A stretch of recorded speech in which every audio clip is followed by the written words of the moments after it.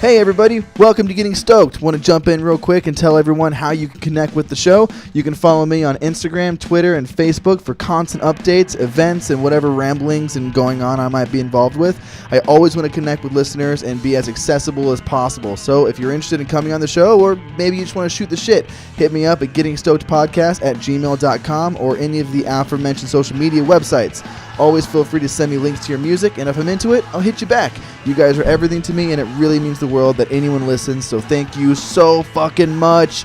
Enough with the chuffa, let's get on with the show.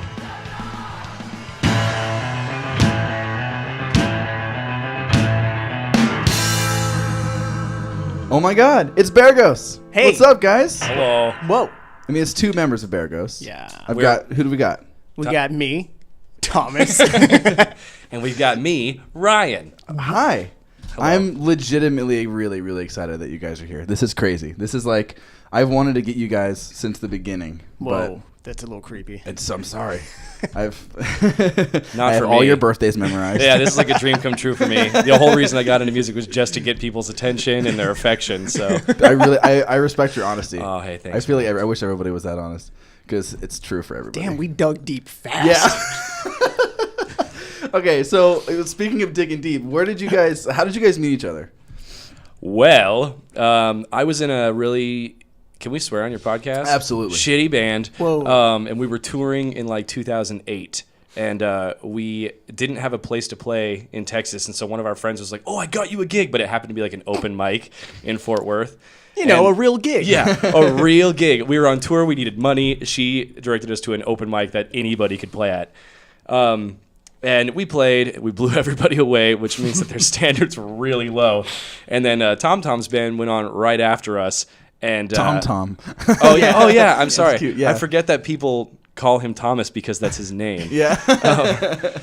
They went on right after us, and my whole band was like so blown away by just the kind of silliness, but also like rock hard, just like full blown erection composition that they had in their music. Yeah. That's how I describe Bear Ghost. Thanks, man. Every band was only supposed to play two songs, but for some reason my band got like a third song, so we were like, whoa, they must really like us, and we didn't know the rules. So his band got two songs, and we started chanting for a third song, like just my band. Yeah. And like they started to play a third one, and the guy ran up, and he was like, no, everyone only gets two, and like, but we were like, we loved that they played a third song anyways, and it was so good, so we just kind of kept in touch for.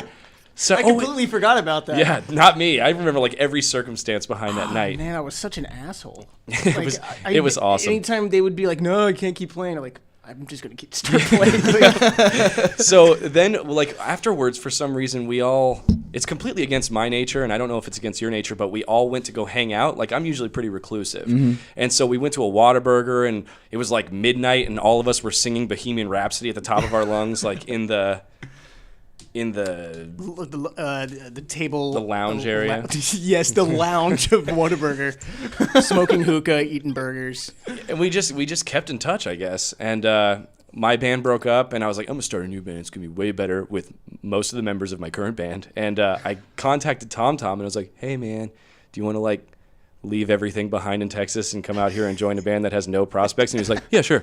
He like literally just like he came out for one jam and then moved out here. Like it was crazy. Really? So you were in Texas? Yeah. For how long? How long were you there? My whole life. So really, I was probably 21, 22 when I moved out here. Yeah. Yeah. Really? Wow. And did you legitimately move out here for that reason?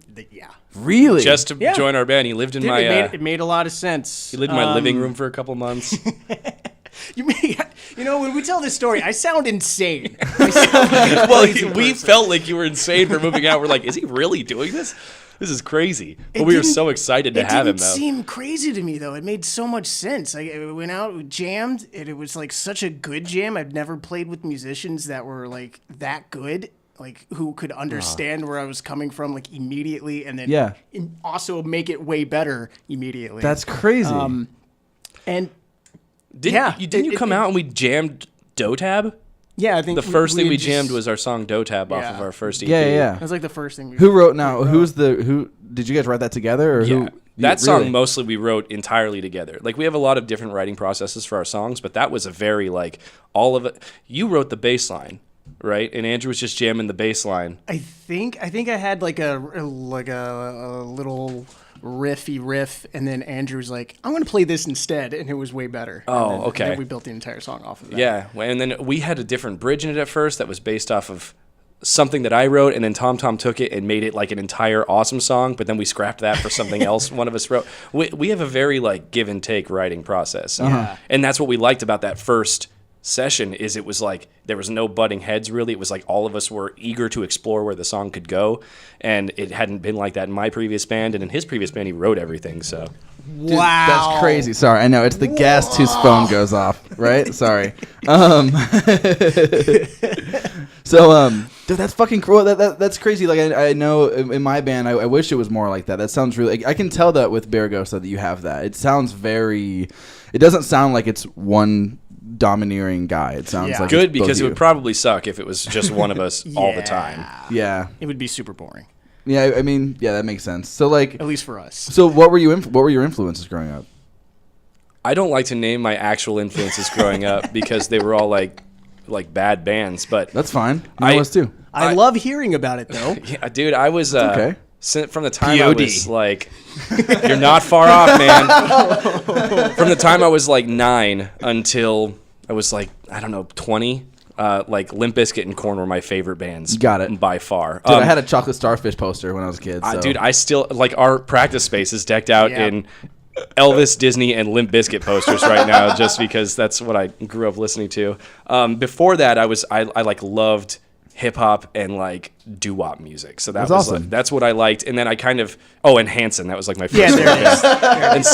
and then like by the time I was like 16, I discovered Muse, and they were still like a heavy cool band, but like really melodic. And then after that, my music taste like took off. And Really? So Muse was the catalyst. Pretty much, because they were like so melodic, but then they still had like riffs, but they weren't like low and heavy and angsty. You know what I mean? It for was sure. like it was really cool. Tom's musical taste was way better than mine, so What was yours? you should always ask It him. was always. I always get very vague on this, and I don't want to. But I first started listening to Weezer, and then there's this offshoot band called Ozma that's very similar to Weezer, but they're kind of Better? They're more, they're just kind of better, more underground. Explored their compositions more freely, so that was like super cool.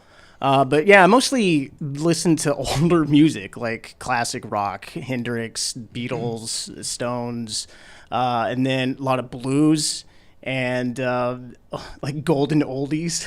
Basically. I had the musical taste of like a 40-year-old woman in the 90s. So much cooler. Yeah. And that's why we were so excited, because his band, when we met him, was like so fun and silly. Like you could tell that he had like a Weezer, Tally Hall influence, but also that there was like real musical composition there. So we're like, we got to get him out here. We're so sick of writing heavy music. And I was sick of writing cartoonish fun stuff. So everything we were writing was like silly, fun, and goofy, and he came out and he was writing like heavier music all of a sudden, and then like so that just kind of blended right off the bat. And it was weird that what we were looking for at that time. So That's crazy. I mean, the first EP definitely does sound a little bit different than obviously the full length. It still sounds like Bear Ghost. We'll get there. Okay. We have a linear path that we're gonna waltz down. So what was the band called? Are you able to say what the band was called that you were originally in? we were called We Are They. We Are They. Got it. Andrew, our current bass player, was my bass player in it. Originally, our drummer of Bear Ghost was the drummer from my band, We Are They. Got it. And I'm still like really, really good friends with everybody in that band. We That's weren't good. for a while. It was like a huge falling out because Yeah. we thought we were going to conquer the world together and stuff like that. But We Are They. It was like a really, really bass. Oops, sorry, I shouldn't tap. No, on you're things. fine. You're A good. really, really bass version of what Bear Ghost is doing. Like, I would love to hear that. Is that up anywhere still? probably it's Probably. going to be bad. If you look I'll up take it. a song called "The Swashbuckling Rum Run of Tom Lefting" by We Are They, it was like our pirate song. Oh shit. No, like straight up pirate song. It's like about pirates and everything. We would have never written a song like that initially because that was like the whole trend then. It was like before the zombie trend, it was the pirate trend. Yeah. My little sister was like, I'm throwing a zombie birthday party for my sweet 16. I'd really love it if you guys could write a pirate birthday party. I'd really love it if you guys could write a pirate song. And we like wrote it in 10 minutes and like everyone thought it was like our best song by far. So I gotta say that was a spot on impression of your sister. yeah, she does sound exactly like that. So but your music, and I'm sure this is one of those things that you guys hear constantly, but it's extremely theatrical. Where does that kind of come into it? It's like, I'm not gonna say it's super like soundtracky, but it is very musical, very theatrical. That's the first thing that people point out to me when I show them to you. So I'm assuming you guys hear it like crazy. Yeah. Where does that kind of come from? That's definitely by design. Yeah. It's man, when I first moved out here, I was just trying to like understand what my role was going to be in the band.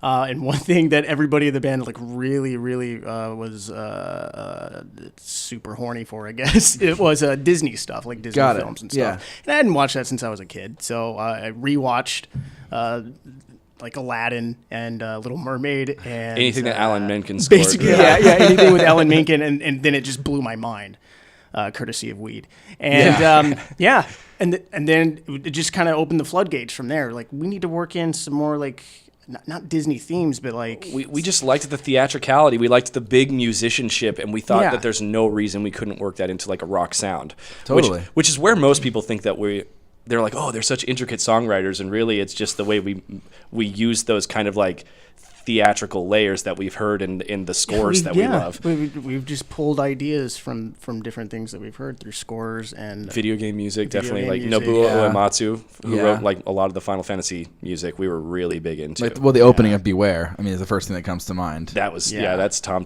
genius right there. Was that you that wrote that? Yeah. That's so The little cool. beep beep boops. That song is so, like, that's the, like, I love that song. Like, I really feel like, and not to fangirl too hard, but like, I fucking love Blasterpiece, but like Beware is like my fucking jam. That song is so good. It is still to this day like one of my favorites, and it's still on our Spotify too. It's like working its way through the ranks to compete with a lot of the Blasterpiece stuff, which is cool. I'm glad it's not gone forever. Yeah.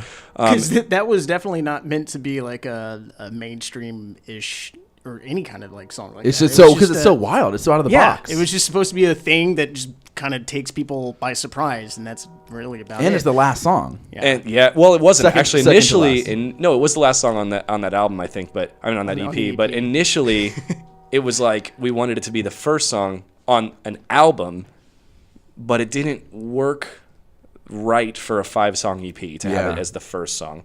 It was a little too scary to put that. Yeah. up. It's like anybody who listened to it, I guess there's you're a right. good chance they'd You be can't like, go from, I like- don't know what's happening. You can't go from like Beware to blah blah blah and like Yeah. expect it to be Right. natural. It makes sense. So when we were really like I don't know if you know, but when we did like Play-Doh like several years back, and the first year we entered, we could not think of a song to do, and we're like, oh, fuck it, like let's just go with like the weirdest song we have. This will tell everybody everything that we are, and give them like the goofy side and whatever. And we were expecting to be like torn apart, and then they had no idea what to make of it, because nobody on that listens to that radio station listens to anything other than like 90s rock. or Five Finger Death Punch and Volbeat. I fucking hate it. Dude, we loathe those bands. Yeah.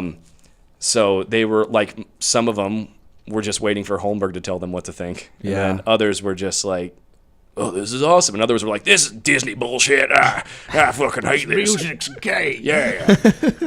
We had somebody comment one time, they're like, this music is gay as AIDS, and I was like, that's my favorite comment I've ever heard. I think we all you liked should it. put that. You should put that on the front of the record, like as a critical thing, like gay as AIDS. We saved all the negative reviews that we could get so that we could use them on an album, but then we didn't do like a big press run for Blasterpiece or anything. Oh my god, that's so fucking funny. It was awesome. So, what were some of the first songs that you guys wrote together? That's gonna be that's. I thought it was gonna be like a straight shot, like you're the EP, but no, there was She-Rex. Oh, really? The first. That's the first song I ever wrote for Bear Ghost. Really? Yeah. Holy shit! It Why actually- didn't it end up on the EP? It went through a lot of changes, actually. It had a different verse back then. We had a completed version, but it didn't feel good. Also, and it sucked live. And we're just like, and Sickness for Nothing was a part of it. They were one song. Oh, got it. And it had different lyrics, and it was really sad. And it wasn't until like once we started writing for Blasterpiece, all of us were like, we really need to revamp the verses in this song to like give them more energy, because they were very like weak, and the bridge was weak, and then Sickness for Nothing being part of it wasn't helping things. It was just too long. So we recorded it all as one song and then split it in half, and which works way better because we didn't have to change the lyrical content for Sickness for Nothing at all. So it just took a long time. Ola Adriana also was one of the first songs we wrote. We played that song for years. I actually had been working out the chords and stuff in Texas before I moved out. Oh, got it. Yeah, we had jammed it, I think, once or something. I was like, oh, no, this will be good. This will be good. And that didn't come out until the Blasterpiece. I think that's my favorite song on the record. No Maybe. shit. It's one of them. That's for awesome. Sure. I love like that. Top I feel like 3. that's like one of the tightest ones on there. It's really Even though good. like it doesn't, I feel like it doesn't fit within like all of our other stuff, but it's really good. Production-wise, yeah. Like that Jeremy and really nailed Necromancer, it. I think, are my 2 favorites. Yeah. Those are, but that's very cool. But Funkle Phil has the strongest opening to like a song ever.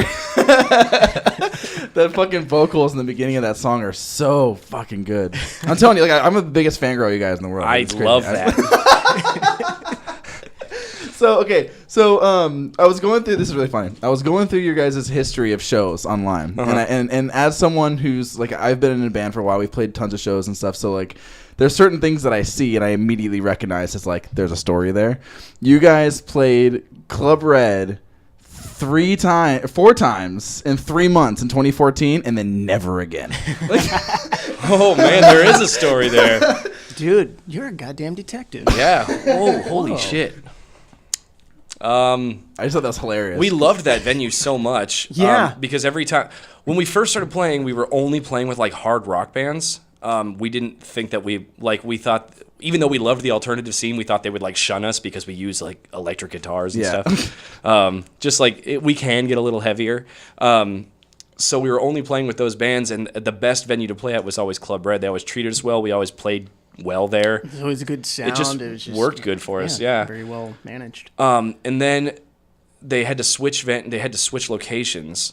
And our current manager is the guy that ran Club Red for like the longest time. Yeah. Yeah. So when we did the EP release, we booked it there at the Red Owl, which is the offshoot of Club Red, and we did everything, booked everything, and it was such a good turnout that Maddox, who was the booking manager there, actually like took me aside and he's like, like these ticket sales are insane, dude. I want to manage you guys. I absolutely want to manage you guys. So we had a meeting with him, and then it was just like perfect. So we started working with him after that. And when they moved over to the new Club Red, everybody was super stoked. It's this, giant new building, all this potential. And then everything just kind of went south from there. Something happened. Like the actual owner, I think, passed away. And then his kids like wrestled control of the venue away from Maddox. So Maddox has a lot of bad blood with that place because they were like, people didn't really.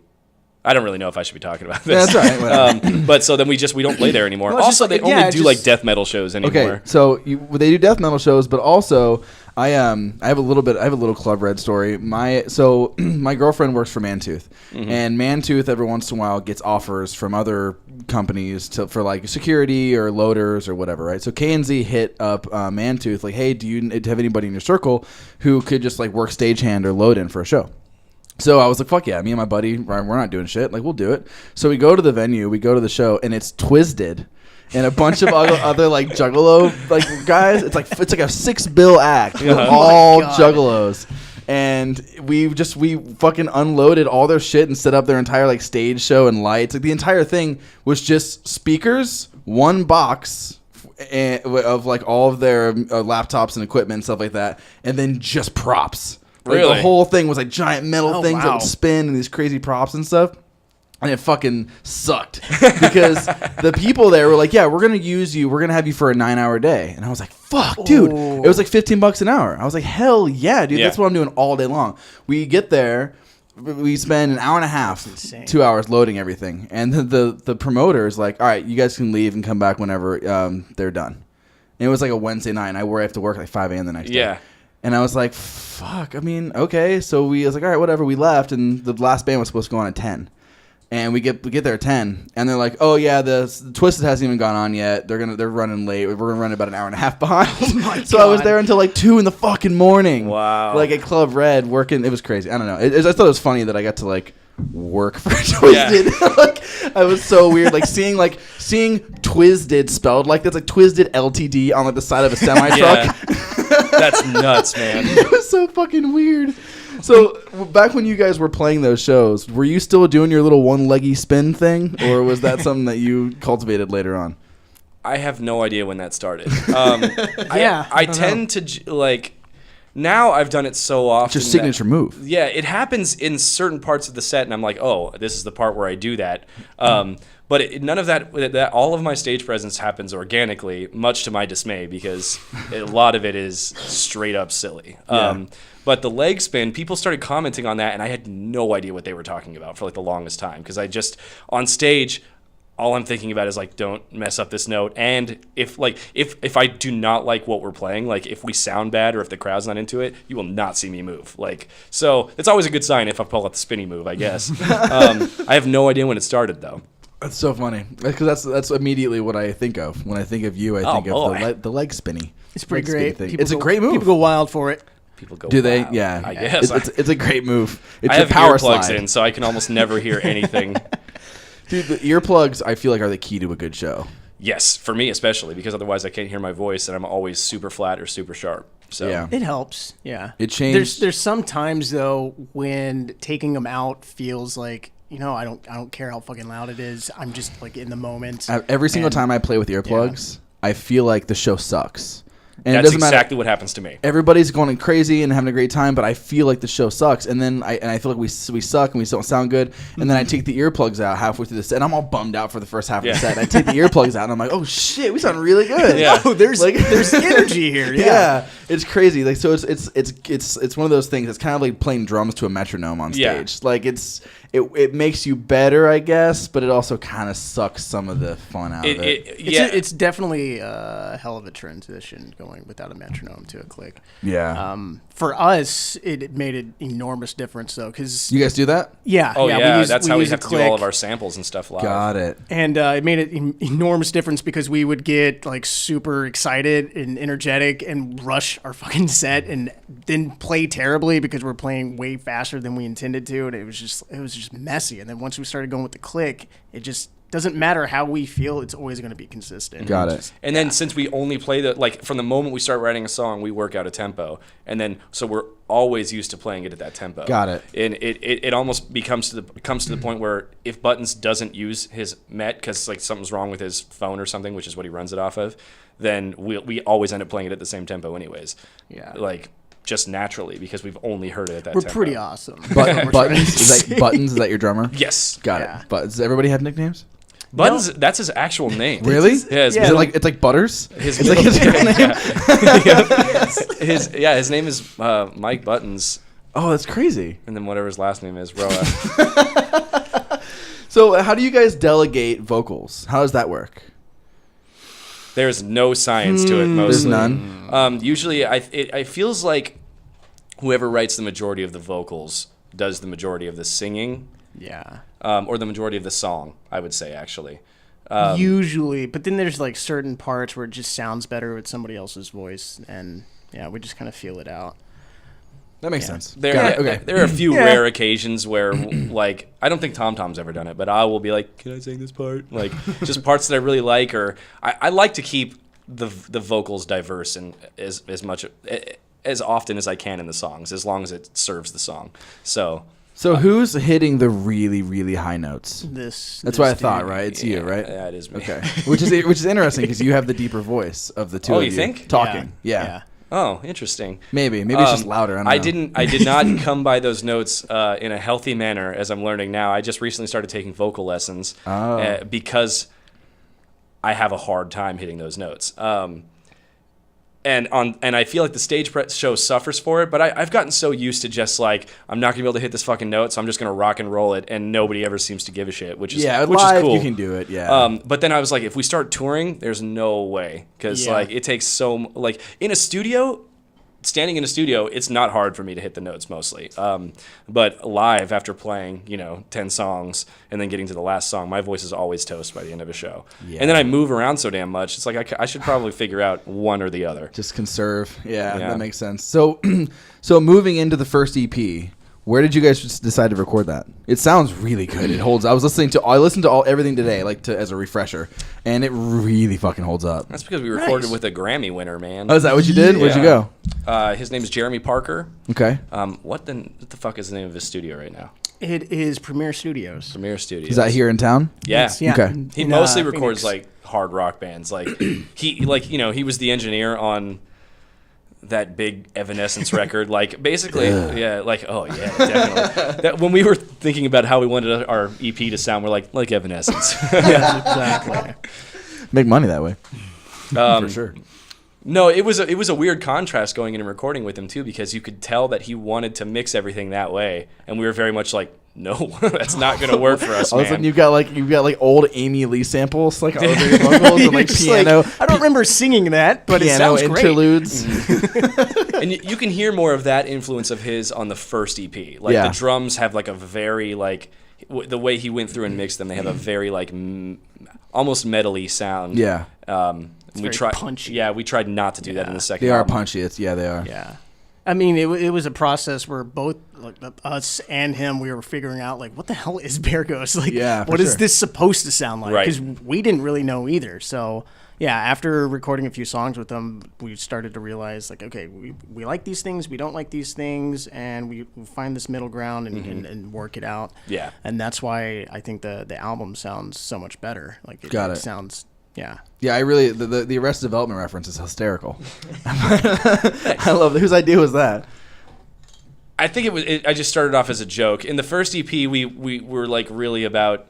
Well, no, everybody except for Tom Tom was really about retaining working titles. Got it. And he came in and he's like, "This song's blah blah blah," and Andrew and I were just like, "Hey, blah, blah, blah." Yeah, and I was like, yeah, that's funny, but it's not our joke, so let's not call it that. And then they Blah didn't blah give a blah shit, lobs law bomb. Yeah. Yeah, I thought that was really funny. No, I'm glad you caught that though. I love that show. No, it was great. Like it was so.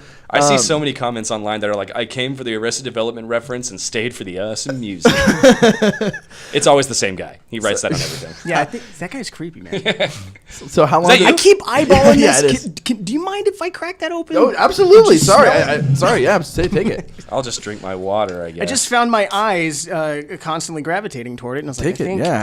I want to pour this on my face. So what he's talking about is the All Day IPA by Founders. It's the IPA I'm drinking today. I'm all IPAs and pale ales. That's my. Yeah, so you can go find it. That's at, my dig. Foundersbrewing.com. Yeah, or the liquor store up the street, which is where I always get my beer. It's like super. Yeah, if you like IPAs, it's not as hoppy as I usually like really intense hops. Like I wanted my mouth to feel like bread after I'm done eating, after I'm done drinking beer.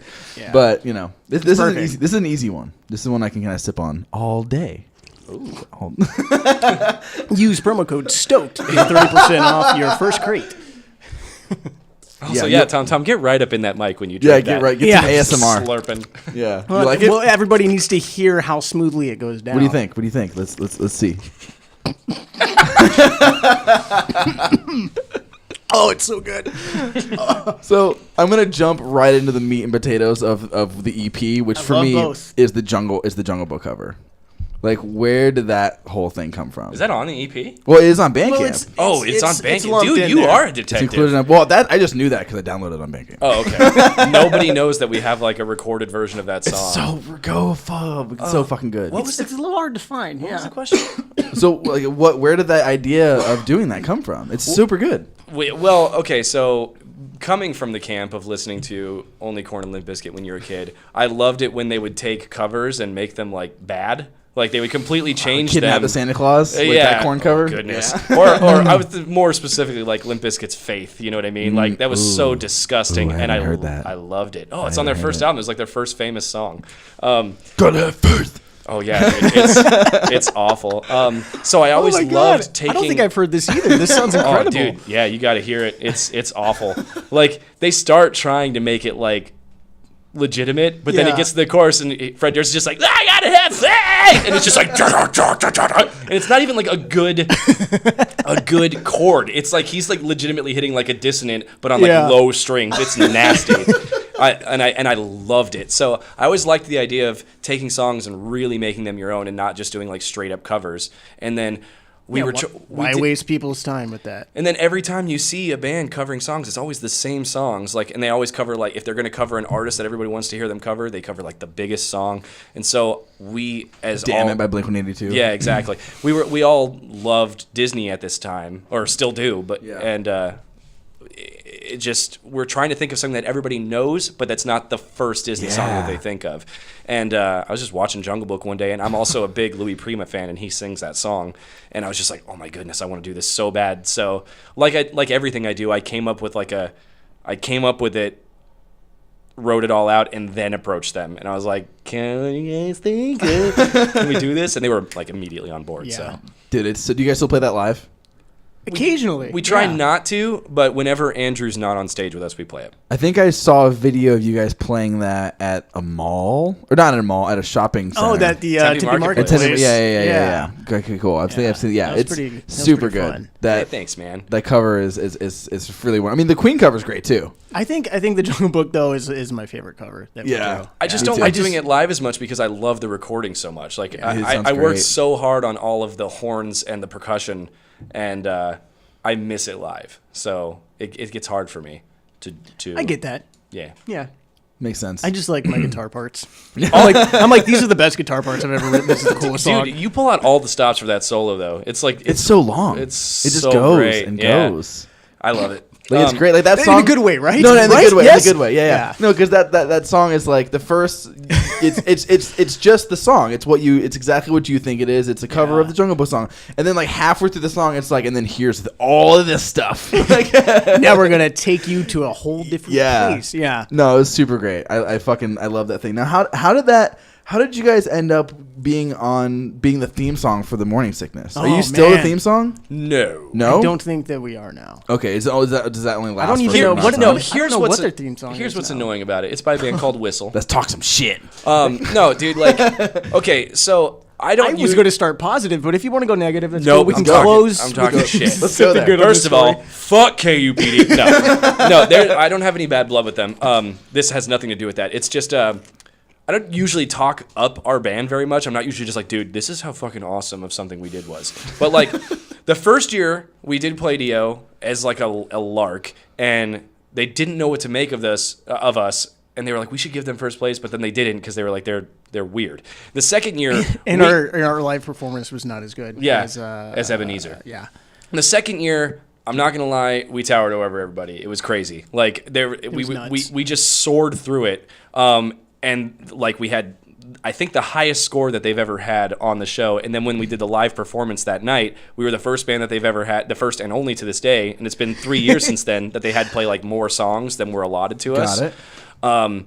And then so we got our award and the money prize and stuff like that. And then like several months later, it was like 1 month later. It was in oh, December. 1 month later. Oh, that's Yeah. right. Oh, that's right. Because we cranked all this stuff out really fast. Yeah, they were just like, we love you guys, and we're thinking about doing a theme song for the new year. So do you guys think you could write something for us? And we're like, yeah, that sounds awesome. Because we did that, now they make it a thing so that every band that wins gets to write their theme song. What I don't like about that is it makes it seem like that was part of our prize, and not that they like approached us being like, this would be awesome. You know what I mean? So that's my thing. It like kind of takes away some of the coolness of us getting to be their first official theme song.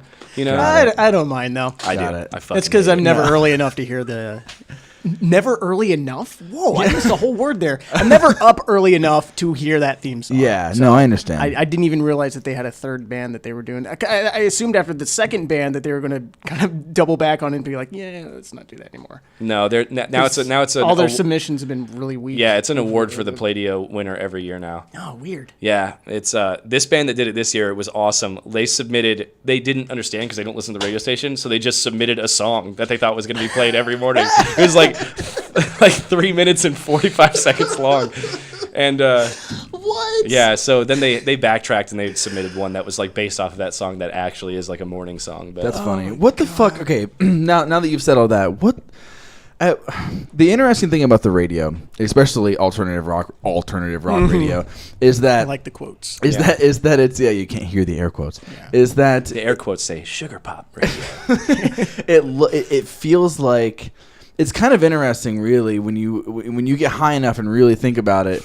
it's like listening to a time machine, because It really is. even if it's new music, it's by old bands. Right. And even the way they approach it, the way the ads are, the way they speak, the way they present it, it's all so fucking old. Yeah. It's so far from where we're moving where we now. actually are. It's Yeah, not exactly. indicative of reality. Yeah, it's ridiculous. It's like the most obvious escapism. In Yeah, my opinion. and because honestly, like everything is shit. Yeah. But then you listen to the alternative station on 93.3, and you're just like, no, everything's great. Everything's lighthearted. Everybody's Yeah. like super awesome. But even 93.3 is the station that I'm going to go to if I don't, for some reason I don't have my iPod, I don't have my aux cable, or I don't have CDs. I was always have one just of about three. to say the same thing. Like, no, I'm going to listen to that station. Yeah, though. but I'm always going to listen to that station.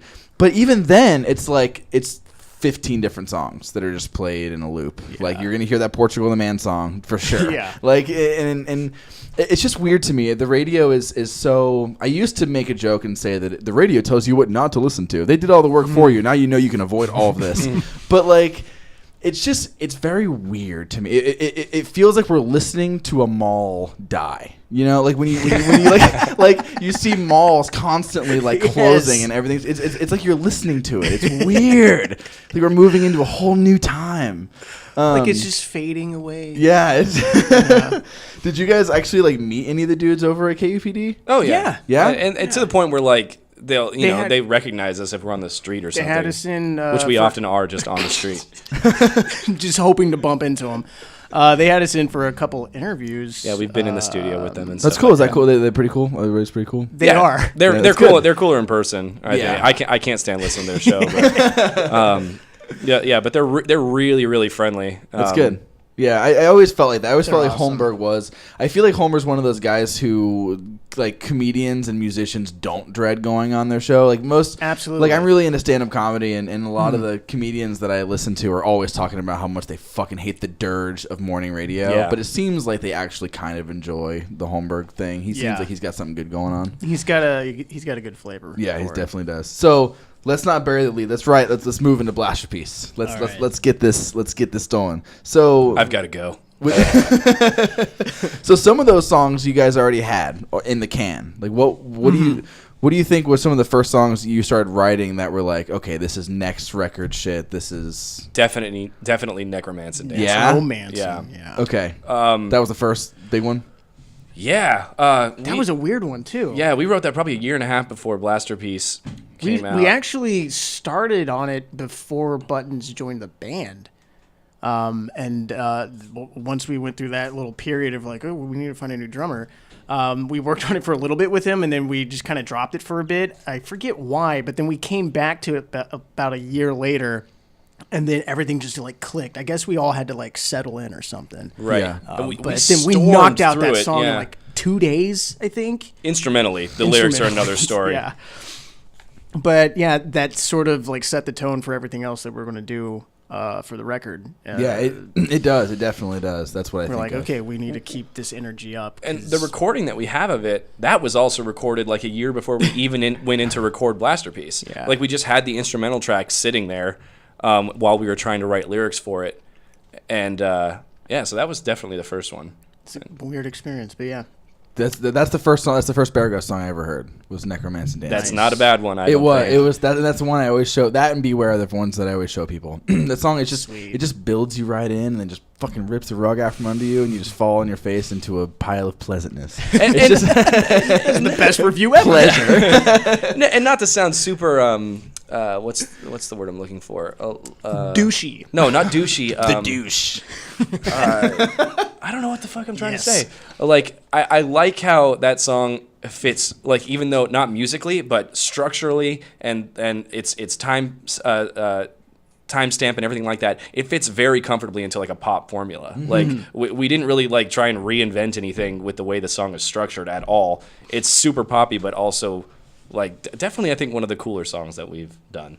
Yeah, we had a lot of ideas for it. A ton, yeah. It's Yeah. always fun when we have to whittle things down in order to fit it in, Yeah, and that was really where we were really understanding our craft all of a sudden. It doesn't have to be super dark and it doesn't have to be super light. It could meet somewhere in between and just create a fun kinetic energy. Your bassist is a psycho on the He's- fucking Right? bass. He's It's what bonkers. the fuck. He's bonkers. Like He's especially that insane. song, and there's tons of them. But Jesus Christ, where did you find him? I am so glad you noticed. Yeah. Well, I'm a bass player, so that's Okay, the yeah. first thing that I'm going to hear. Perfect. Most people don't seem to notice. There's this this whole Yeah, I stigma know. like, oh, bass players, like, well, anybody could do that job, and I'm like, Yeah, trust me, I'm I like, know. any of you try and play my bass player's parts, Dude. like, We've had that. People try to play his bass parts and they cannot do it. it's Dude. Except for a tube, and they're oh my god, I'm so sorry. Oh my God, Dropping get the ball, the fuck man. out. Mom! I'm listening to your podcast live. Did you say a dirty word? his mom's an old Jewish crone, apparently. Oh my God, yeah. I was like, wow, damn. No, she's not a Mexican lady with a southern accent. That's something you can we put should her on. You talk can about. answer it, put her on. We should spend 30 minutes talking about how you're the only person in your family that doesn't have a Texan Southern accent. Really? I don't understand why. I think I just watched a lot of TV. That makes sense. I think that's it. Oh, that's 30 minutes gone. That's it, really? That's interesting. So they have a real kind of drawl to them. Well, I guess so. Yeah. I mean, they're in Texas. Everybody talks like that. So That makes it just sense. Everybody. for But his whole everybody. family, it's weird that he does. My entire family does. His older brother and his younger brother, they talk with an accent. So somehow Tom Tom slipped through the ass crack of that one. Very slick. Yeah, I think You always are very slick. You're like real greasy all the time. Just sliding through whatever. Oh boy. One could say my back is wet all the time, right? Where's Gross. Carlos trying to gavel. Mencia? All right, settle down. Dude, I grew up in a farming suburb of Ohio with 4,000 people in my hometown. Whoa. And until I was 15 years old, I lived in Germantown, Ohio. I went to Farmersville Elementary School. Like it was straight up like Nice. it's neon white and fluorescent. Yeah. So the crazy thing about that and what made it reminded me is because like the wetback joke is in Ohio in Ohio like. And the part, I'm not going to throw the whole state under the bus, but the town that I'm from, the only representation of Hispanic culture that we had was the Carlos Mencia show. Oh, that was it. So like no. Beaner, wetback, all that stuff was Dude's not completely even like, Mexican. oh, like, dude, Mexicans, like, yeah, I know, right? His name's like some, I don't even remember. Yeah, it's like Eugene or something. Just But- type in Joe Rogan. I'm sure I'll find it. yeah, no, yeah, exactly. Oh, that video is so good. But yeah. So the thing with that was like, we had one kid who was mixed, and his name was Taco. For everybody, everyone in the whole town called him Taco. Because And he had no say in this. no, I'm well, sure. dude, but it stuck. Like still to this day. It's don't one of know- those don't know his situations real where name. if you're the only one, you're just like, yeah, sure, call me Taco. Yeah. Don't hurt me. We had that and one kid who had a mustache at a really early age, and his name was Beaner forever. And that's the thing is like, Oh, that's funny though. like it's so fucking crazy. I think about that all the time. That like every day. I could have been one of them. Like if I wouldn't have moved out at the impressionable age Oh my that I God, did, yeah. I could have been like every one of my friends from back there. Like have either kids or they're living in the same town or nearby. Right. It's so It's so crazy. weird. And you're talking about accents. Yeah. I never thought of myself as having an accent back then. But one of my friends who grew up in the exact same town as I did moved out here, or not moved out here, but came out here on a road trip and came to see me. And it's been like fucking years since I've seen this guy. He's my best Yeah. friend for years. And he sits down, and I can barely understand what he's saying because the accent's so bad. And it's not even Ohio. It's just the farmer redneck suburb that I was in. And it's so crazy. It was like a wall. Like Yeah. you grow up, you move somewhere like Phoenix, and you immediately it's just like fast paced, and you're moving and you're thinking, and ideas are coming to you faster, and you're thinking about stuff. Yeah, and then especially because you left. yeah, exactly. You know? And you're then like, you hang out with someone who is your same age but stayed in that town, and it's Yeah. like it was like talking to someone from another planet. Wow. Yeah, It's crazy. I had the exact same experience. Really? Whenever I would go back to Texas and hang out with my friends, I was like, wow, guys, your accents are so thick. I never noticed. And it makes me wonder if I had more of a Texas accent back then. Yeah, I do maybe too. I like think a I light did. one, you I know? don't remember Yeah. when meeting you having one. The only Did thing you I ever can say really think reckon? of I is remember you guys would exaggerate certain words that I would say though, like pillow. Oh, you would say Pello though, and milk. I feel like Malk? I definitely did not say milk. I didn't, Definitely did not say milk. What'd you Why say, are my Pella? bones so brittle? I drink plenty of malt. Yeah. I am not the one who should be making Simpsons reference. That Julian, so glad you Julian did that. Smith. Yeah, I dude. love that. I love that episode. Where'd that guy go? I don't know. I don't know. He we're talking about Julian Smith, right? The YouTube guy. Right? No, I had no No? idea who you were talking Okay, about. never mind. I mean, All right. literally, I don't know. Never mind. I mean, Julian Casablancas, I'm sure he's doing fine. So, where did you guys record Blasterpiece? Oh, this is a really Same place. hard question. Same place? Yeah. I was going to milk the silence for a second Oh, there. sorry. Well, no, because I was thinking, I was like, were we on that? Were we talking about Andrew? And then just like Boom. sidelined him. Fuck Andrew. We don't care about the bass player. Same place. We recorded at the same place. I can kind of. I had a feeling it might have been because it's really like it's definitely the quality is definitely different than the first one. The mixing Yeah. is definitely different, but it kind of has the same vibe. Like it feels. Yeah, Yeah. there's a very. I mean, it was Jeremy again, and we, as I said, we went through the EP, and then we found a better place for all of us, and we're just like, okay, then this is what we are. Yeah. This sounds good. And at that time, we did record most of it in his old studio before he started Premiere, but then we did all I think we did all the vocals, right? Most and of the vocals all we the did, yeah. layering and some additional stuff in his brand new studio, which had just been freshly built. So That there was were, our first empty experience with like rooms a and real stuff. cool studio too. That was so neat. We had like So a nice. huge Yeah. sound room and a couch, and then there was like a big live room, and then like a smaller Yeah, That was really cool. It was That was badass. fun to do. It's That- a badass place. That's so cool. Made us feel like Led Zeppelin or something. Yeah, It really did. that's awesome. Like, what was the hardest song to record?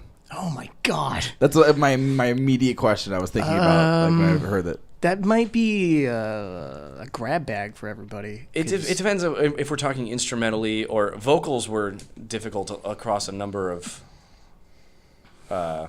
spectrums. But when it comes to Odd word choice. I had no idea what word I was going for there. I appreciate it though. Hey, thanks, Tom. I like that word. I love your encouragement. I don't know, The like appreciation station. Yes. mostly when it came to recording our parts, we had them pretty well down when we went in. So I had a lot of trouble with Star Killer because that riff is beyond stupid. The one at Yeah. the very beginning of I'd it. say with the instrumentally, everything comes together pretty quickly. It's good. I would say it was the vocals that took up a lot With- a lot of time. Yeah, There's so much layering. That's yeah. most of it, and then deciding where to layer. And we have a bad habit of starting to record before we have all of our lyrics done. You know what I mean? So then Yeah, it's trying that's definitely things not going to out. happen again. That was a Yeah. terrible experience. But, I feel like All at Once was pretty hard to put together. We were still finishing lyrics for that, Yeah. until the day before it had to be mixed. And we recorded it well before that. So, performance-wise, though, when it comes to vocals, I think that's really what's Yeah. the hardest. Got it. Yeah. So what? I just and this is a question just because I've always wondered and I can't quite put my finger on exactly what it is. What the fuck are you guys saying during the crazy weird rap verse in Funkle Phil? Do it, Tom. But break it down. I need a Something fat about- beat. No, it's Young and the Restless copulating or something?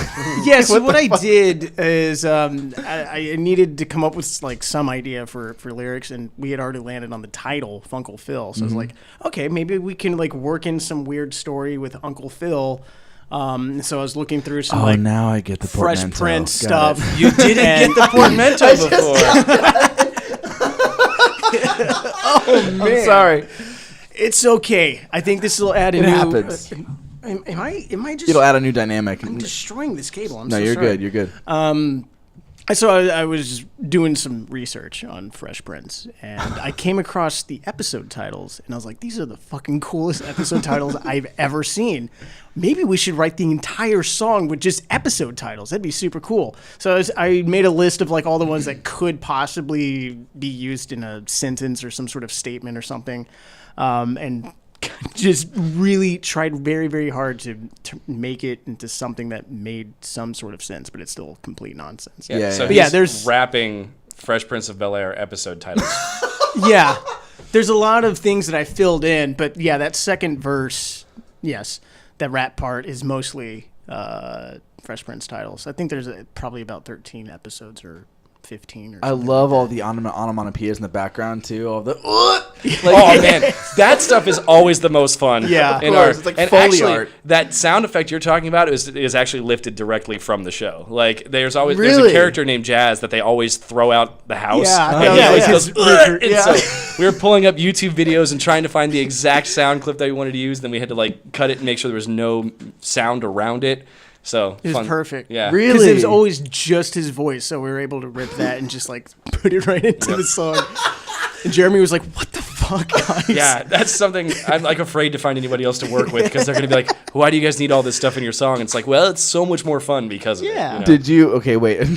Did you get clearance to use that clip or no? Fuck it. Oh, I mean, the official stories that we recorded ourselves. We were just doing a Jazzy Jeff impression. Sorry. Yeah, great Jazzy Jeff I'm impression. sure nobody cares. No, no one gives a shit. Yeah. That's really funny. Good for you. Man, I don't think anyone's ever even noticed that sound effect before. I always So, notice it. It's that's the first thing I awesome. hear every time, every fucking time. Yes. But you know, I'm Yeah. also like the wettest Beer Ghost fanboy ever. So whatever. Ooh. Yeah, slipping out of my chair. I did feel it was a little humid in this room. It's a little moist. Would you say? Oh. So like when it comes to vocals, you guys just love doing the crazy like background shit. Like It depends on the song, Yeah. mostly. Like some songs don't call for it, but we really get a kick out of filling things with vocal layers. Which It's fun. Yeah, it adds a layer of fun. I don't know how to describe it. It does. It adds always an loved- energy to the song. You know what I mean? Like it's amazing how much. One of my favorite things to do, and we have it in a couple songs, will be like we'll be reaching a part as we come to the crescendo of a part. We'll kind of like we'll have a group of people do that, Yeah. and then afterwards like woo, we'll have like a party, and it's amazing how much it makes that part feel like you're at a live show and everyone's like super excited. Yeah. But Yeah. it ends up working in the context of certain songs. So it always makes me think of like how much fun Cake must have had recording music. man, I love that. Yep. Yeah, Exactly. all those cool layers. They're That's just all like, I can think yeah. of. Every time I hear their music, I always just think of how much fun it would have been just like sitting behind the mic and just like yelling woes and hoes. It's and, true, "Hey-o." man. Like there's so much. Like if you listen to like old jazz or even like I'm wearing an Elvis shirt right now. If you listen to like early Elvis Presley, whenever they really rip into a solo or like a music part, you can hear people in the background just like yeah, like they're like going for it. Yeah. And I love that so much. It's amazing how much energy and character it gives you. You know what I mean? And as long as you're doing it in the right context, like if we went like yeah in like Prelude or something, it would be like completely so stupid. Play that guitar. Yeah. You know, but like in Funkle it definitely any of that kind of stuff works. Or Yeah. All at Once, even though that song is like has like a different tone, but like kind of doing things like that doesn't. I like that you guys put the No, it sounds prelude at cool. the end too. Yeah. That's super funny. Well, I don't know if you know this. You might, since you're the wettest fanboy ever. And the greatest detective, apparently. That song is the prequel to the Stephen Bradley. Oh, I didn't catch that. Very nice. That's why it's called Prelude. Yeah, it's quite subtle. Got it. It's quite subtle. So there are a lot of musical like subtle musical cues, but they have like slight note changes and stuff, and it's played in a different. It's super subtle. It's really subtle. And then lyrically, Tom Tom also wanted to make sure that it had like a real emotional core, and it kind of took a turn when he was writing the lyrics to mean something more personal to him. But it can double as a prequel to the Stephen Bradley. So Got it's about it. the same character, but also about Tom Tom or something, which is scary.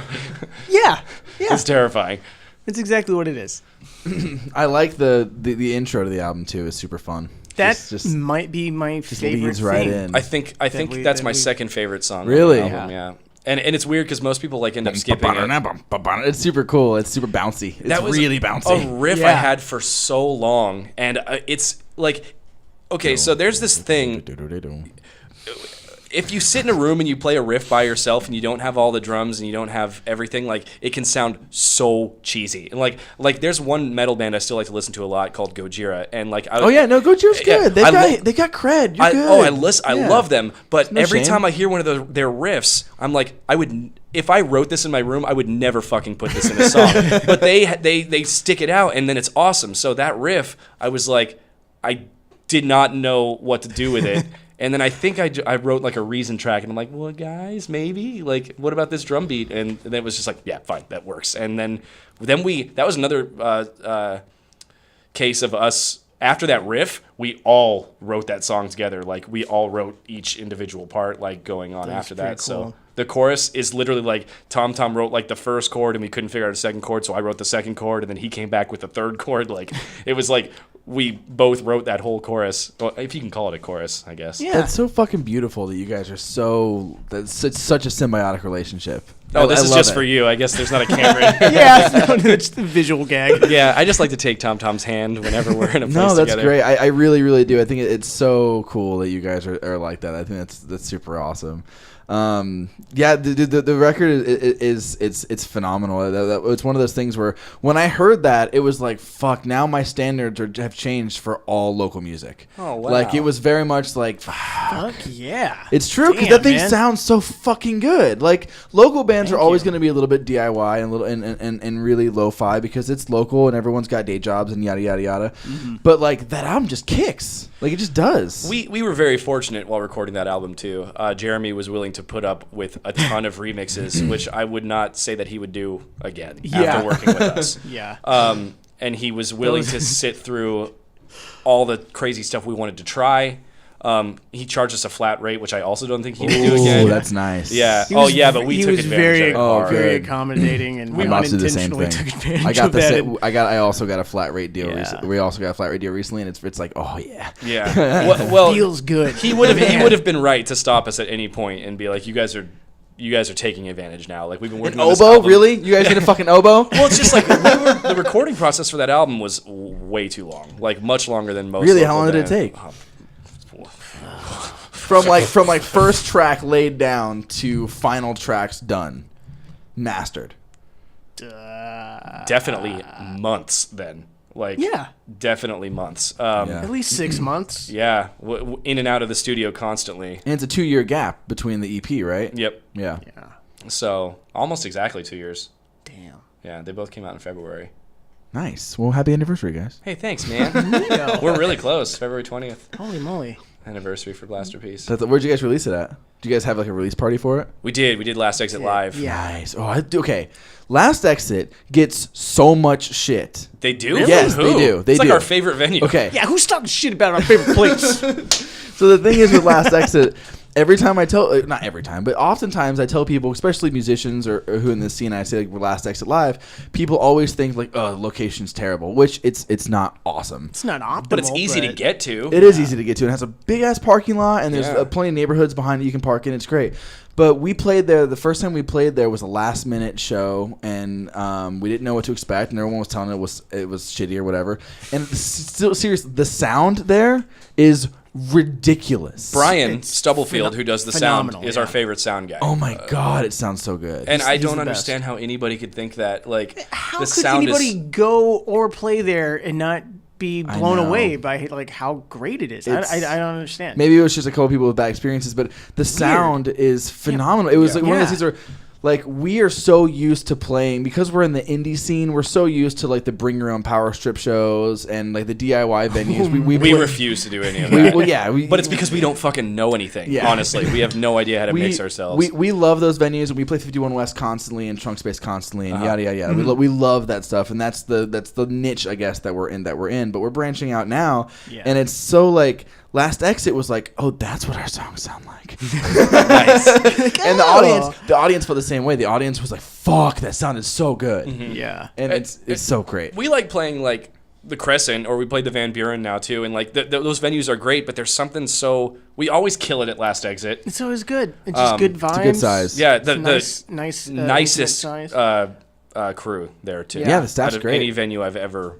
been to. So Yeah, It's a cool place. it's really. I was just there for Celebration Guns, and it was awesome. what a great band. Nice. Oh my god. I love that. They have a guy who just finger picks. That's it, or all finger taps. That's all he Yeah. does. Literally, he stands on stage and just does that for every single song. I thought that was crazy. The second they got off stage, I asked fucking Justin. I was like, "Where did you get a guy to just finger tap and that's it?"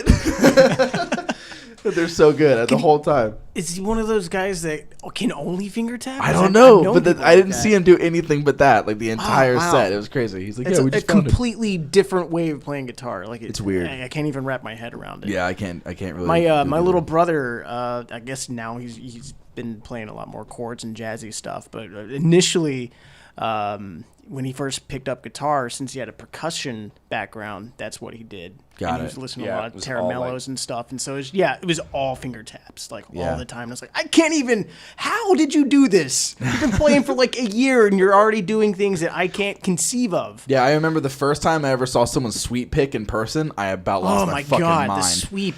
Dude, like, because let's be real, dude. When I was like 16, Avenged Sevenfold was my shit. I was a Like- huge Avenged Sevenfold man. So one of my close friends at the time, Dustin, I remember he was the biggest Sinister Gates fan ever, and I remember him like learning how to learning how to sweep pick, and I was like, what the fuck?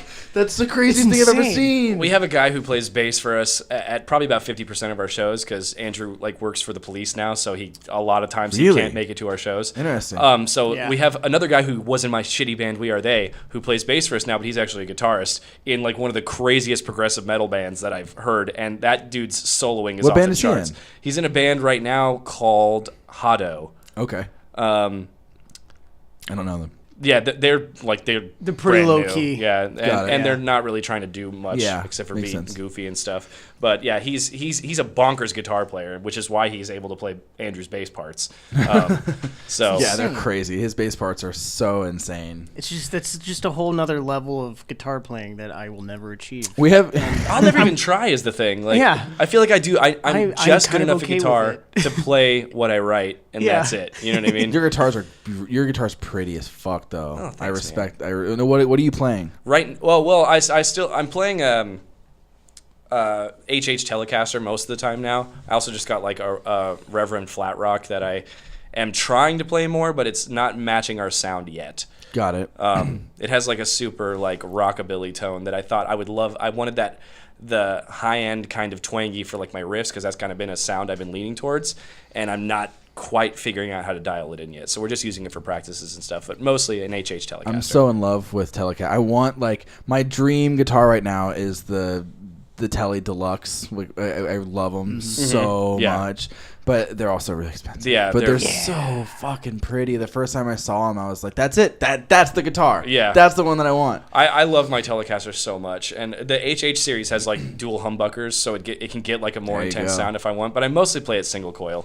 Yeah, that's awesome. Now, what about you, Tom? What are you playing? I play a borrowed Flying V. The Gibson Flying V. Yeah, It's not his seen guitar. it. I've seen it. I love it. It's great. It is fantastic. It is also old and needs to be set up, and so Desperately. when I'm playing it, I'm like, ooh, but it I don't know, for some reason works for me. You know what's crazy? I used to work at a music store. When I was 16, I was an intern there, and then eventually, like, I just bothered. How did you land that? I just walked in and was like, "Hey, do you guys want help?" Or no, I was too nervous. I was too nervous. My dad walked That guitar in. looks pretty heavy. You need help lifting it? I'll do it for free. I'm pretty tall. No, it's actually worse than my dad walked. It was in Queen Creek, and my dad walked. That's where I lived for a while. My dad walked in and asked for an application walked. because I was too nervous. Gotcha. And I fucking got the application. I gave it back, and they let me like be a volunteer there. And then I ended up showing up so often that I just harassed them into paying me under the table. Nice. So I was making like $6 an hour or something like that.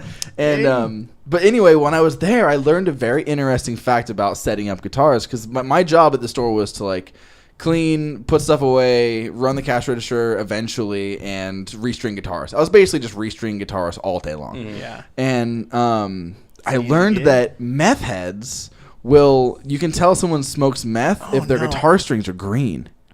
Isn't that fucking the crazy? hell? Yeah, it comes out their sweat, and the Wow. chemicals somehow interact with the strings in the metal in a way where it turns them green. Damn. Isn't that fucking crazy? So anybody from AJ who would come down to the fucking store and get their guitar set up, I was like, shit, it's green. No, I'm sorry, AJ, but it's kind of true.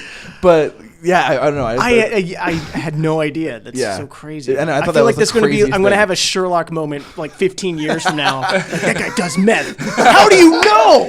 Well, Yeah, I thought that was the craziest fact I've ever heard. That's so cool. So weird. It's so cool. I think it's cool. It is. It's cool. It's really weird. Dude, they fucking hate. They were so annoyed by my shit at that store. I was so annoying. I was such a like little brother who was just trying to be as like, I want to be with you guys so bad. I want to be cool so much. And they're like, we're not cool. We hate this. It's a family-owned music store, you fucking dweeb. Yeah, no, I love that. And then eventually I got shafted and I moved on to Halloween stores. Nice. But yeah, that place was now cool. that's where the money is. No, it is, man. Spirit Halloween, I worked there for 3 years. That place was Are they amazing. only open like 3 months out 4 of the months year? a year? Yeah, 4 months. yeah. You have to make a killing because that stuff is so Here's overpriced. the crazy thing. Spencer's owns Spirit. And, I'm not surprised by this. And Spirit makes more money in their 3.5 to 4 months of operation than Spencer's does annually. oh my god. Yeah, which is super It's 'cause crazy. It's got to be the overhead on that because that stuff Yeah. is the cheapest shit I've ever seen, and they charge so much money Oh, it's for like it. $50 for a Yeah. shitty like boner costume. Like it's the worst. It really is. It's They bad. sell shitty boner costumes in there. Well, now? they have like Yeah. they You have got like the regular boner and the shitty boner. yeah. They have the crooked one, but the way that they do it is like like one of theirs is they have like a priest that you pump up a thing and it gives you a boner. Like, that's a classic. Come on. That's really good. Yeah, that's like. You haven't seen that one? It's expensive though. Yeah, no, it costs you 7 Hail Marys. So what do you guys' plans for 2018? All right, 2018. Here What we up? are. It's February. What are you guys doing? Right now, we're just trying to like we're laying low while we write. Yeah. We are so like. I love that you love our music, man, but we are so tired of playing the same set. Yeah. I bet. No, we've I grown feel that. exhausted. It doesn't reflect us anymore. That makes sense. In a way. I mean, it's still part Totally, of us. but, totally. like, we've But- got new things to say. Yeah. And And now we're trying to say them. Yeah. So we're just writing. We've kind of put a stop to show. We have a couple shows coming up this month, but then we're just putting a stop until we can get out a new like single and a music video. We don't have a fucking music video, I've and we really never need to made have a one. music video. Really? I've never. Yeah. Have you ever done that? Have I've you never ever done noticed that. Have you ever done the music video experience? Oh yeah, yeah. I've What got a few music the videos. hell is it like? Because we have no idea. It depends. Again, with us, it's very DIY. Everything that my band does Right, is very, right, very right, DIY. right. But it's just we had a friend who had nice gear, just film us, and we just did like, all right, well, get 3 different shots, shoot us performing in this really cool setup room, yeah. 3 different angles, and then we'll just like throw up stuff together. It sounds loose. That was Loose and loose, fun. obviously. But if you get someone, I'm sure if you get someone really legit, like Rachel Yeah. Smith or whatever, Yeah, to Yeah. that's do it. somebody I'd like to work with. Yeah, yeah. definitely. If you get Ray Squared or one of those guys, I'm sure they can throw something crazy together. It's fun. I mean, it's fun, but it also kind of makes you sick of the song. I've known I've known bands like one of my favorite bands growing up was this band called Foxy Shazam. Yeah, definitely. Of course. Oh Love my them. fuck! I've seen them so many times. Like Awesome. they're like my favorite band, or they were, and they don't play A Dangerous Man because they've made that music video for 12 hours. They played the same song and they haven't played it live since. Wow. Yeah, so like God. that's a little grueling and crazy, and I wouldn't expect that. Wow. But it does like by the end of it, it's just I don't ever want to fucking listen to this song ever again because you're just like playing along, pretending to play along. It's really weird. Yeah. Like you can't plug your instruments in because you need to hear the music play Yeah. over. So it's like It always we're makes rocking out. That always makes me think of that Weezer music video for "Undone," the Summer song, Yeah. where they just give up, like give up the illusion. They have dogs run in there and they're just like jumping around. The drummer's not even fucking trying. Yeah, With music videos though, like the funner they are, the better they are. Like the new Yeah. Fairy Bones music video looks great, I and that love that video. that AJJ video for Goodbye Goodbye, where they're all doing the weird synchronized stuff, is funny. Like you got to do stuff like that. That's See, what I and want that's to do. Definitely gotta be fun. It's more like what we want to get at. We don't really want to do the performance thing. Like, Treadmills. I don't mind having parts performance-wise, but really, like when I think of our first music video, I want it to be something bonkers. So I always look to like the Captain Squeegee music videos because every single one of their videos is insane. Yeah. It goes, yeah. But then I feel like we're going to be shelling out like tens of thousands of dollars to make something that looks like that, and we don't have that kind of. it's a scary prospect because I don't know. You know if what, it's like though? something that's If worth you- it. You know, Right. in the end, to spend that much money on it. If you get artsy enough, you don't have to spend a lot of money. Like if you think outside the box enough. We are not good visual thinkers, though. Oh, okay, That's got the it. thing. No, got it. No. Oh, this is my voice. Let me tell you. Oh, boy. We are, not very visual. All of our brain power goes into our songs and our boners. Yeah, got it. So. No, that's good. That's good. That's I was just thinking about you can tell by the guitar solos. the only way we could keep it Should we up play is with by our boners? Yeah. thinking about complex philosophical arguments. Anyway, No, that's great. So this year you guys are just gonna be playing a lot of guitar with your boners. So that's the idea. Pretty much. That's where we landed. First, I need to really- learn how to get a boner again, Yeah. and then we got to go to boner school. That's like the first thing on Boner our school. docket for 2018. What was the Tenacious D joke? The fucking the boner push up. Did you ever Yeah. heard Oh, yeah, cock push-ups. Cock push ups. Yeah. Yeah. Do some cock push ups. we got to do those as well. man, I was a huge Tenacious D fan. okay. Which Rise I of told the Kyle Phoenix. Gass, Oh, yeah. and he hated me for it. Really? Because he was just like, we're still going, bro.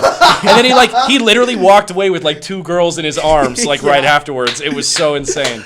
That was pretty awesome. Dude, that's amazing. It- I forgot you guys opened for Kyle Gass. We did, and that was awesome. And he's insane. Like he he's plays so a good. recorder. Oops. He plays a recorder, so he's like doing like a recorder solo, and then he'll pull out a second recorder that's tuned differently, and he'll like harmony and play them both at the Yeah. same time. He's nuts, man. And his Not band to is give it away incredible. because it's like a pretty big thing in the show, but like, yeah, it's like the coolest. Dude. Well, I don't That's care so- now, man. He's so mean to me.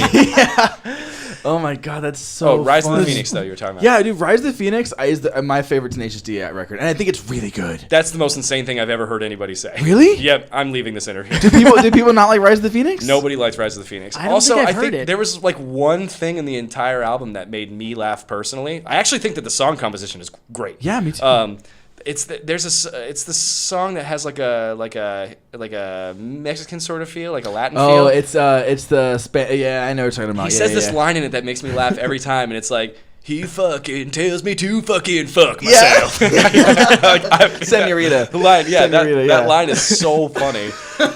No, I think that record's really good. I've been listening to it a lot lately for some reason. Nice. Yeah, the Ballad of Hollywood Jack and the Rage Cage is hilarious. See, I actually really like that song. 39, I think it's really funny too. Just 30, like the weird like Bruce Springsteen impression that Jack Black does throughout that entire. It's like one of the last songs on the record. Which one is that one? It's like the one where he's like, I'm 30, or she's 39, but she still looks young. Oh, that's not right. young enough, not really young, but a lot of fun. Yeah, and I like do remember that song. Eventually, like the first like 2 verses are like really not that funny, and he's just talking about this girl whose like boobs are kind of saggy, but like whatever, she's so cool. And then eventually he's like, when we text each other, I fiddle with my anus, and then it just becomes this like trudging, awful, debaucherous song about him like fingering himself and talking to this girl. It's so fucking funny.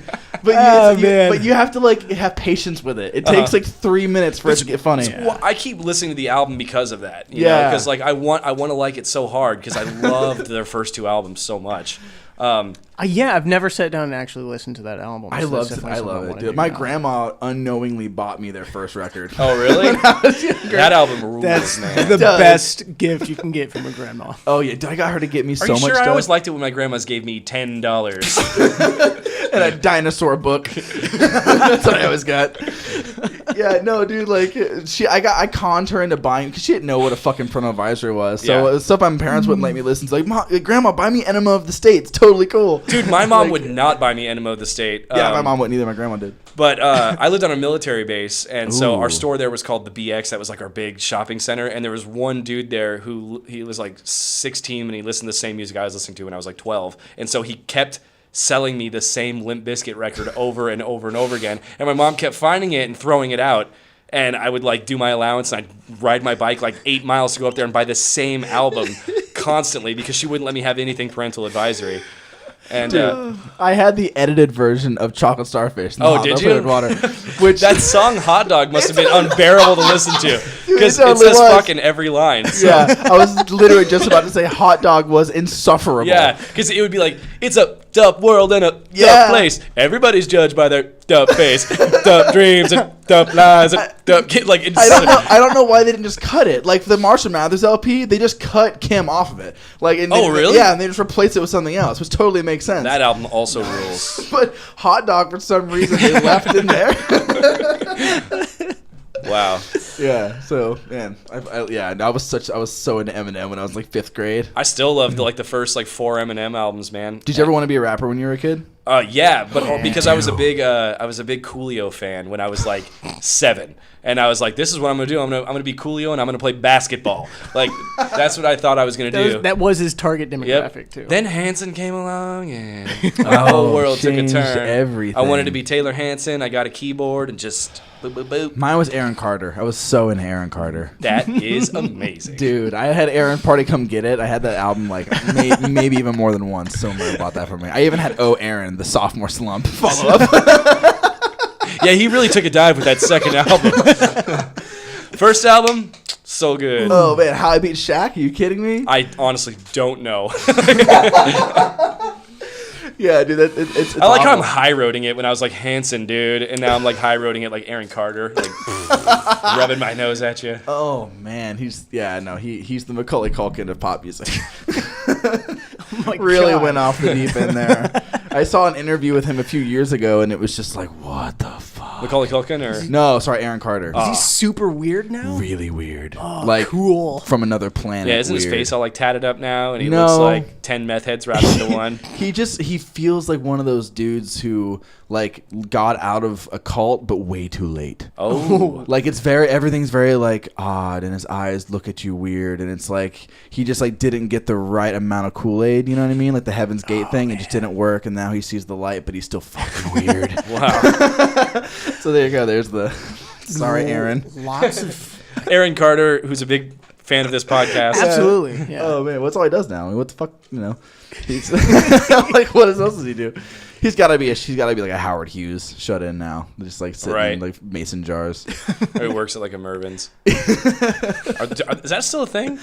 I don't think so. I don't know. Yeah, I don't know what's Mervin's. Mervin's, it was a store. It was like a JCPenney. It was like a JCPenney? Yeah. Got it. I have no idea. I Oh, have really? No Maybe idea it if was it's a just thing. maybe it was just an Arizona thing and not like a Farmingville Yeah. thing. Yeah, I don't know if Taco was shot there. Yeah. That's so crazy. So, like, wait, what part of town are you from then, Ryan? I was born in Phoenix, but I moved to Alaska. Like and Phoenix then- proper? Yeah. Okay. And then I moved to Washington, and then I moved back here. How long have you been back here? A long time. Like, I might as well not even mention the other places I lived. I've been back here since I moved back when I was 12. Got it. What high school did you go to? I went to a different school every year from the time I was 12 up until graduated high Well, you school. said you're a military family, right? I was until I was 12. Oh, okay, got it. So I went to Sequoia charter school for my last 2 years of high school. Okay. It was like a school. It had 300 students, and it was kindergarten through 12th grade. Best thing that I ever did. Really? Yeah, because I met like a bunch of lifelong friends there. There weren't like cliques to form, and I was already like super antisocial. So it's like it was easy. Like I don't know. I had a really easy time there. What's it like being in a school where you're the customer? Oh. You know what I mean? Like, do they give you like alligators for like grades? Like, like, Honestly, that school probably had a huge detriment to my intelligence level because they prided themselves on being like this awesome school, but they didn't prepare me for shit. Like, Oh, yeah. I was able to like wiggle my way out of every class, and I ended up passing just through sheer like I wouldn't do shit until it would come time for like report cards, and I'd be like, oh, I'm so sorry, I messed up, and they'd give me one assignment that I could do to get my grade up to a C. I did that for 2 years. Also, I joined my first band there in a School of Rock sort of situation, and the teacher of that School of Rock sort of situation was also my math teacher. So my parents told me that if I didn't pass math, I couldn't be in his band. Passed me all the time. I didn't do shit. I like literally didn't do anything. So that school, not good for education. Great for not wanting to do anything. You sort of got like the athlete experience. Exactly. Then, in a way. You're Just by like, being a will, and they're like, okay, well, we'll still pass. you. dude. yeah. I didn't even have to run. I had a teacher. We had a long-term substitute for a while who took a liking to me because I was like a budding young writer. That's what I really wanted to do, and I was way better at it than anybody else that I was in school with. And this substitute, like I was failing hardcore. I zeros across the board because I didn't do my work. Right. All I would do is sit and read, and I was like, no. I'm reading Kurt Vonnegut fuck you. I like this. Like, I listen to Henry Rollins all day. Okay, so you can fucking go away. Okay, this is my war. I am learning. Go away. Yeah, go away. So I was not interested in whatever they were doing. Yeah. And which is stupid, but whatever. And then but this one teacher saw this weird light in me, and she would always like praise me to the rest of the class, and the whole class who'd been with me all year was like, the fuck? Like, no, this kid's an asshole. He doesn't do anything. Like, and I was like, ha. And and all of a sudden, my parents were like, oh my God, you're getting such good grades now. I'm so happy. And then the teacher came back, and it was just like, boom, done. All and like what the fuck? Why are these all like, no. Yeah. Like, That's awesome. but it's crazy what you say about athletes, because that was legit. Like, athletes, especially, it doesn't matter how good they were in school or how shitty they were as people. They just like glided. They just glide. Yeah. Oh, I got man. that definitely in my last 2 Really years. It set was them awesome. up, right? Yeah, For the rest of their life. my all-star quarterback in my high school was the biggest bully piece of shit like I've ever met in my life, and he was dumb. He couldn't even read. Like, he was really. Oh my God, like, it was really? bad, dude. And I can say that because we were both in the same special education class, but like, I was in there for math, he was in there for reading, whatever. Like, we all have our strengths. But this dude, it was straight up classic bullying. Dude couldn't read, beating up on everybody, intimidating all the special ed kids because he was bigger than them. Wow. Total piece of shit. And then meanwhile, everyone's like got these signs like, good for you, Alex Howard, good for you. And like, it was such bullshit. Like, I'm still to this day like angsty about, like, it's so long ago, but I'm still like, fucking high school bullshit. See, politics. that's what I loved Where's about going to Sequoia, MXPX? is I didn't have to deal with any of that. Yeah. So nice. It was amazing. It was awesome. I'm happy for you. Thanks, man. Charter schools, you get a free laptop. I know, like, don't like charter give you laptops and No, stuff. not that. This was before then. This is before that? Yeah, this school was so small at that point. Now I think they do give free laptops. My ex-girlfriend, like, she was a speech pathologist, and every student at her school has laptops that they give you for free. That's so and cool. even at Westwood, like, which is like, you know, a big high school, everybody there gets a laptop. So Jeez. that's pretty sweet, I think. I'm jealous. I should go back to high school. Yeah, you should. I could really use a laptop. super senior, ultra senior. Yeah, ultra. That'd be great, dude. So, do you guys have any plans for tour? Like, what's your whole thought on tour? Because you guys haven't gone on tour, We right? have not gone on tour. So what's the whole? I mean, where do you guys? What's your temperature on the whole tour situation? I would say We're in a weird spot that I feel like everyone is in, so it doesn't make it that weird. It's just that we're bigger pussies about it, I think. Tom and I especially definitely want to go on tour. Andrew has like a very cushiony job that he can't just like leave. So then it becomes a thing of like needing to get somebody else to fill in for him for a tour, and it's like, is that really how we want to be presented live? And then like, is it worth it, like, financially, and like the amount of time that we're going to put Especially, into it? we're all like the logistics. It's a kind of a foreign thing. For me, it's a foreign thing. For these guys, Yeah. they've we're had the all- worst touring experiences under their belt already. Yeah, so. I spent my entire like 18 through 21 touring, and it was awful. Like, Yeah. but we also weren't a good band, and we didn't know what we were doing. You know, and we were like, it's our first tour out. Nobody knows who we are. We're gonna drive from Arizona all the way to Florida. Like, we seriously did the whole lower United States, and then came through the center, and we played to nobody except for in Texas, where we met Tom. We were very warmly appreciated in Texas, but we shouldn't have been, 'cause we were not great. Man, I'm telling you, that pirate song was great. Thanks, man. Dude, that's great. I want to hear this pirate song. So, Super good. like, you know, I totally understand it. We're all in our 20s. It's hard now. Like, Right. it's at this point, like, where, especially mid-20s, like, I'm 24. It's at this point now where it's like, look, I have an apartment, I have a full-time job, I have all kinds of things going on. Yeah. Touring is not like it was when I was a teenager. It was so fucking, or not a teenager, but like, I didn't start touring until I was in my early 20s, but still, like, it was so much easier back Right. then. And now it's so fucking, we've decided we're not going to go on tour until we have, like, help. That's until we literally have Absolutely, yeah. We would need to be on tour with other bands that already have all those accommodations Exactly. worked out ahead of time. Because if We we could just were tag to go along. and try and go on like our own little tour, we'd go to, let's say, Nevada, suck. and we'd play to a room full of people who didn't, or not even full of people. We'd play to a room who doesn't know who we are, so they're not coming out to see us. You know what I mean? scattered, distant, despondent room. Exactly. Yeah, exactly. We could do that here without, like, you know what I mean? We could Yeah. just not tell anybody what we're playing and go to a show and then play to 12 new people, and maybe one of them will like us. You know what I Yeah. mean? Which is Not a bad idea, What would actually. happen It's not. Actually, It's not a bad idea. We're growing together. But that's what we keep thinking when it comes to going on tour. We're just like, unless we have somebody who has all their ducks in order and we're hopping on their crowd, like if we're playing to a full venue every time we go with a band that's already established, then we will definitely do it. I'd say temperature-wise, we're hot. We're just waiting for the right suitor to come along. Yeah. I like that. You're about to blow. Because I think really the moment there's like, hey, do this tour with us, it's going to be great.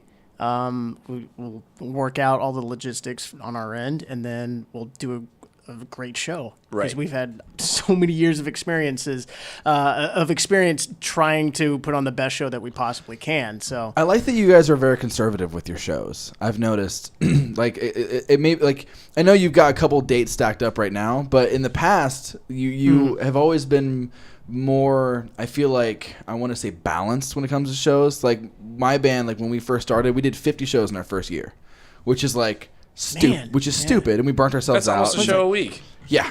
But that's basically what it was. Dude, we have 3 shows this month, and I already am like dreading it. But like that was the thing. I feel like it was important at the time to cut our teeth and suck for a while and figure it out and whatever. Totally. But at the Super same important, time, yeah. like it burnt us exhausting. out, and we had to take like a couple months off to be like, wow, I need to listen to music and enjoy it again. Like I need to, you know what I mean? And work with each other and enjoy it again. And I feel like with you guys, I've always noticed a very healthy, like there's always interest. People always want to go see Bear Ghost because you're not constantly fucking playing. Some of that's by design, and some of it's because scheduling conflicts. I also get like a huge amount of anxiety before every single show that we play. So if we have a show booked, the whole month leading up to that show is just me being like, oh, I gotta play this show, like gotta worry about whether or not it's gonna be great. So I don't like booking too many shows in a month. But sometimes like money comes along or something, or it's too many good bands ask you to play with them. So that becomes like a thing. No, it makes sense, and I'm sure you guys get all kinds of like wacky offers to play weird stuff on like Tuesdays and whatever. We do, and we used to I say sent you one of those once yes, a couple years ago for money, and now we don't say yes anymore. Now we're a lot better at being like, we're not going to do that.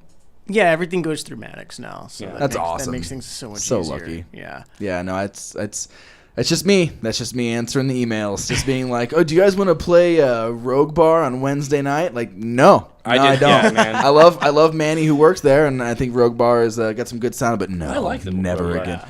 I've played there like 6 times. I don't want to play it ever again. Oh yeah, we've had some good stuff there, but most of the stuff we've done there has been really just loose fun, yeah. It's been like themed, and we didn't really have to put on a big show. Oh yeah, like, was it the first Guilty Pleasure? The first Guilty Pleasure show we did there. That was so much fun. That was a blast, dude. I got to play in front of Point Break was playing behind us as we were playing. What? So yeah, like we're playing, and there's like Keanu in the background, like talking all this shit. Yeah, that's amazing, dude. It was awesome. It was like the Redemptions were in Citrus Clouds, and we're like throwing like this big party. It was like a luau or whatever, and they had like a kiddie pool like beside the street, like it was crazy. Oh my god! But just like it was one of those things where that sounds fun. No matter how upset I was, I just turn around and see sup Keanu, like what was I don't remember his name. It was something something Montana, something I don't whatever. It doesn't matter.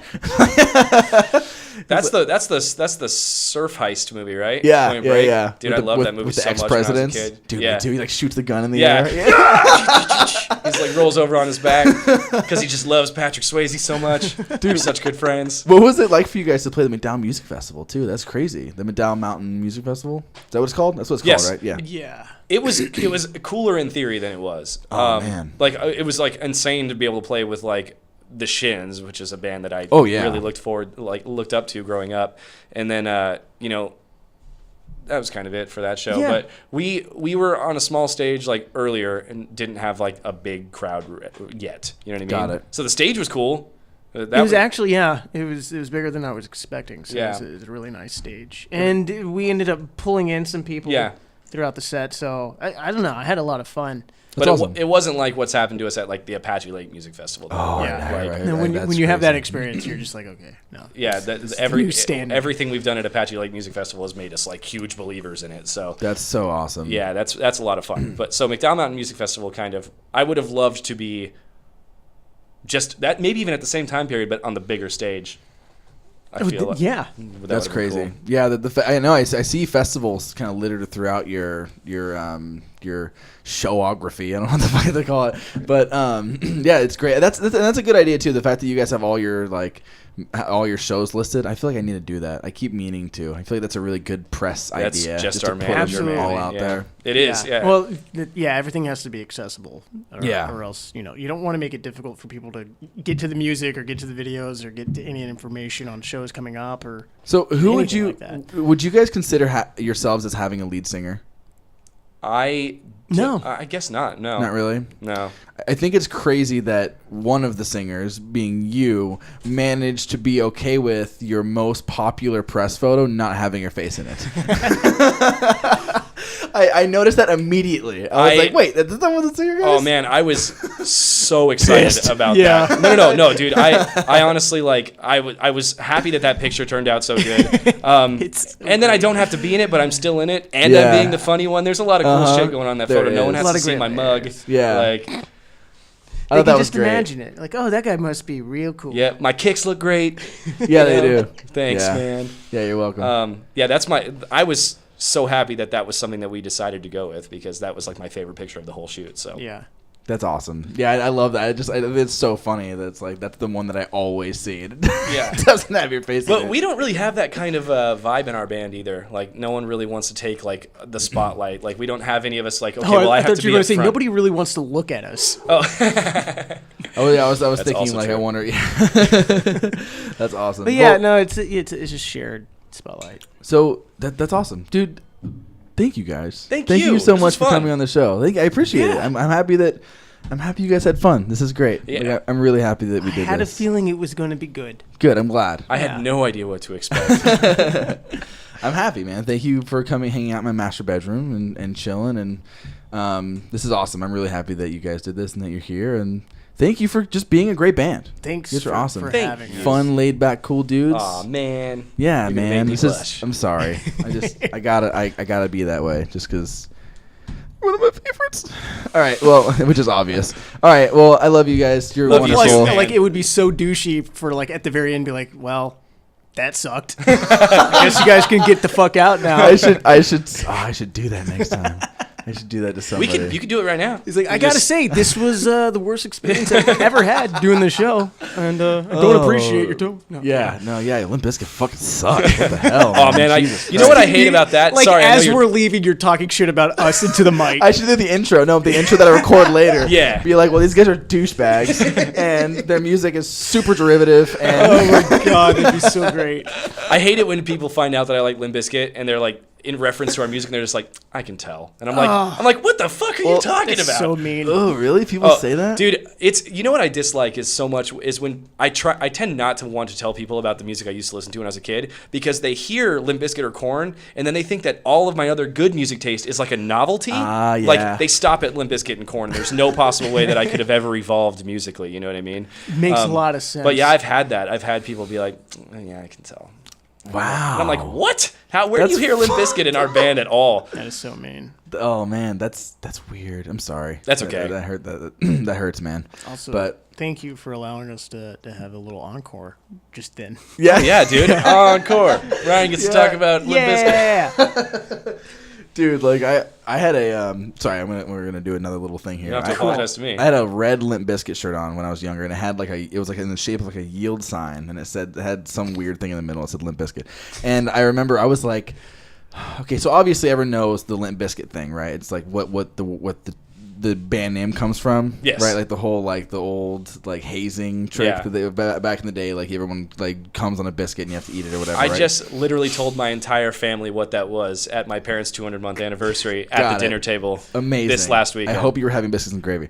So That's why we were having biscuits and gravy. Yes. And I was like, y'all a bunch of biscuit eaters. And they were like, what's that? And I was like, let me tell you. Ooh, who put the alfalfa in the biscuit? No, but like the thing is like I remember having that shirt and I was like 9 or 10, and my friend Brian, who lived around the corner from me, I went over to his house and his dad really creepily was like, you know what that means? Oh no.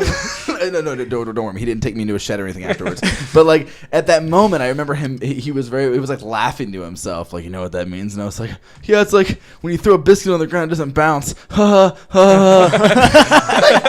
Get it? It's limp. Like I didn't know, and then it wasn't until I got older I was like, that guy was a fucking creep. Yeah. That guy had firsthand experience. That's how he He knows. totally did. He's like slowly rubbing his hands while asking you, do you know what that means? Oh man, that's rough. Anyway, Bear Ghost, you guys are wonderful. Thank you You're so much for wonderful. coming, Thank you for having us, on the man. show. And yeah, guys, stick around. You know, I've always got stuff lined up. I got some really crazy guests coming on this month. We're gonna have a really great time. So thank you guys so much for listening. Thank you guys for coming over to the apartment. And yeah, have a great time. Get stoked. Aw, shit! Look at that. The episode's over, man. We're done. Episode is finished. Luckily, though, there are plenty of other older episodes hanging around the internet anywhere you'd like to find podcasts. iTunes, podcast apps like Stitcher or Podcast Addict for either the iPhone or the Android. My official Podbean website. I'm fucking everywhere, man. I'm building an empire. Let's take over the fucking world. Anyway, if you've made it this far, I truly appreciate you and encourage you to please reach out and say hello. I'm serious about this, guys. I really want to connect with my listeners. So whether you want to come on the show or not, drop me a line. Hit me an email at gettingstokedpodcast@gmail.com, or you can hit me up on social media, Facebook, Instagram, Twitter. I think that's it, man. Thank you guys so much for listening. It really, I know I harp on it so much, but it really, truly means everything. So thank you. Get stoked.